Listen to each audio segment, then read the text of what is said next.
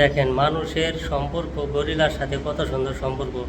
গরিলাকে সে খাবার দিতেছে এবং এরা খাবারগুলো কত সুন্দরভাবে নিয়ে খাচ্ছে, মানে বুটটা দিতেছে। এটা মূলত বেশিরভাগ সবাই জানেন হয়তো, এগুলো আফ্রিকা জঙ্গলে বেশি পাওয়া যায়। যত প্রাণী আছে, যত বড় বড় প্রাণী আছে, ম্যাক্সিমাম অনেক জিনিসই আফ্রিকার জঙ্গলে আছে। এবং দেখেন এই যে আফ্রিকার কাণ্ড।